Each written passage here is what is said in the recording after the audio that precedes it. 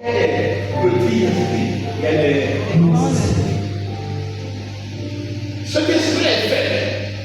Alors il va chercher plus fort que lui. Pour revenir. D'accord. Ils entrent dans la maison. Ils entrent dans la maison. Oh. On n'a pas dit qu'il ne peut pas rentrer. Amen. On a dit il faut comment? Ils entrent dans la maison Dans la maison. et s'y établissent. Et si Établissent. il y a le problème, pourquoi? Parce qu'elle est comment? Vivent.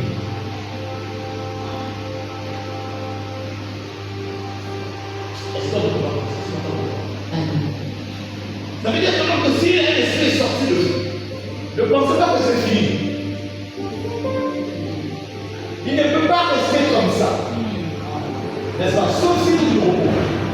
Mais il va chercher 7 grands frères. On ne sait pas s'ils sont costauds. S'ils sont baraqués, c'est les gars qui font les. On a un sport ici qu'on fait d'abord le dire, l'haltérophilie. Là où tu vois le garçon, il y a des muscles ici, des muscles là. Comment il est comme ça, comme ça. Quand il vient devant toi, tu dis, ah, il a su une année de quoi je vais mourir. Je ne sais pas comment est-ce que notre esprit de l'éternel qui est puissant, qui est fort, je ne sais pas. Mais ce que je sais maintenant, c'est qu'en fait, il y a des petits esprits et il y a des grands esprits. Et que parfois, quand un petit esprit est emmerdé, il va chercher les grands esprits pour revenir.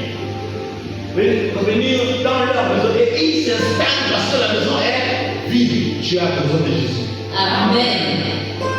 S'il n'est pas là, et qu'on a bien et qu'on a cherché, amen, attends-toi à ce que cet autre esprit vienne s'installer. Vaut mieux que l'esprit reste à sa place. Mais si nous le bougeons et qu'il s'en va, et si la maison est vide, il va chercher 7 autres esprits. Il y a des chrétiens qu'on a prié pour eux. Ils ne connaissent même pas un verset de la Bible. Même prier, ils ne savent pas prier. C'est que, en fait, ils sont chrétiens parce qu'ils ont sûrement un problème. Ils ne sont pas chrétiens parce qu'ils ont accepté de faire bien Christ dans leur vie. Ils sont chrétiens parce qu'en fait, ils ont un souci, donc ils s'en foutent en réalité. Ils sont chrétiens parce que donc la maison reste balayée. Parce que balayée, on a chassé l'esprit qui était là, on l'a fait partir. Elle doit être balayée, propre et vide. Et quand il revient avec ses autres camarades, que se passe-t-il? Et la dernière condition de cet homme est pire que la première.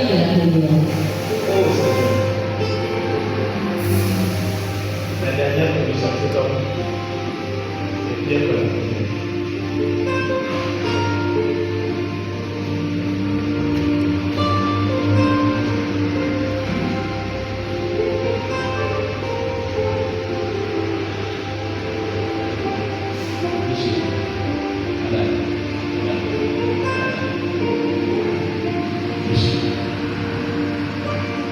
Donc, c'est une bonne personne qui n'est pas puissant. Le pasteur a fait la délivrance. Il a fait la délivrance, l'esprit est parti. Pendant 6 mois, ça allait. N'est-ce pas? Toi, tu pensais que c'était fini. Tu as cru que c'est fini. Tu as dit c'est fini. Là où ça faisait mal, ça ne fait pas mal, c'est balayé, c'est propre. Même quand tu marches, tu vois qu'on a clair ta vie. Yes. Amen. Alléluia.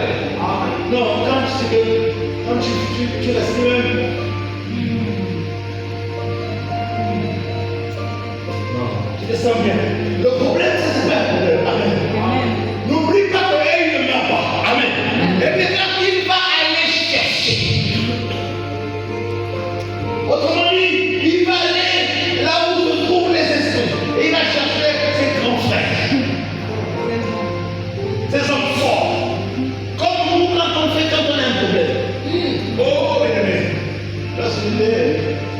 C'est ça qu'on a étudié à l'école primaire. Avec les bagarres. bagarre pour passer 6 mois dans le frère. Ou t'as toute seule. Ok, laisse-moi venir, bon.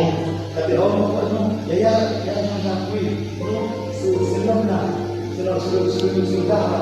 Quand tu passais, quand il était ça déclenche une bagarre. Ça déclenche à l'époque une bagarre.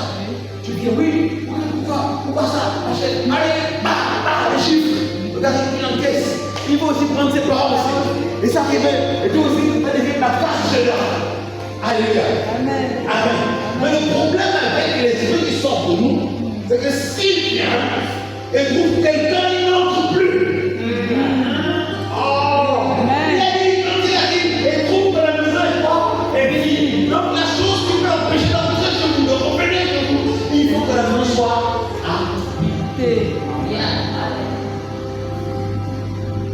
Si elle est habitée, alors il ne viendra pas.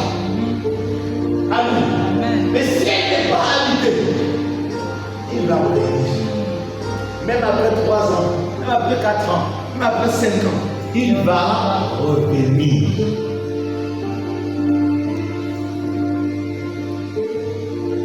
Parce que tu es sa maison. Il vient s'installer, lui et ses 7 frères. Et ta condition devient pire au commencement. Donc si avant tu avais une maladie, là maintenant tu as 16 maladies. Ou bien 7, sont nombreux, 28, sont 7, combien 6 esprits. Là si on fait 7, 3, ça fait 21. De la semaine, 28. Qu'importe. Non, on prend d'abord les 7 esprits. Donc, on fait 7 plus lui-même, on fait 8. Donc, d'abord, 3 d'abord, 21. 3 encore, 21, n'est-ce pas? On fait 2 fois 21, c'est combien 42. Ok. Ensuite, l'autre qui est resté là, le dernier là. Le dernier qui est resté là. L'élection d'esprit. Les deux là aussi, ça fait 14. 14 plus 42, c'est combien 56. Avec lui-même. On ne sait pas, les deux. Bon, puisque, avec moi, puisque, un jour, Jésus a chassé un esprit. A guéri un homme. Et il voit alors que, qui es-tu? N'est-ce pas? Mais là, nous sommes les gens. Ils étaient 2000. 2000 dans le corps de la personne. Si on a guéri une personne qui avait 2000 esprits, et ils sont partis. Quand ils vont revenir, ils seront combien?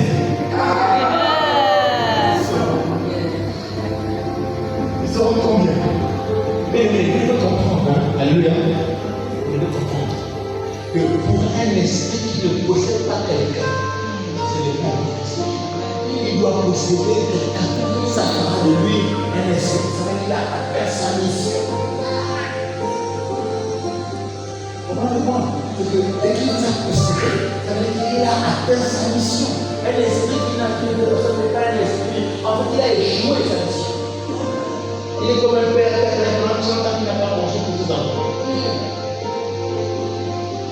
Même pas un cœur. Alléluia. Ça va? On est ensemble. À la fin, on s'est dit que Jésus. Il te faut Jésus pour occuper la maison. C'est un ici. On t'aime ce Dieu. Bien, comment Seigneur Jésus? Seigneur Jésus.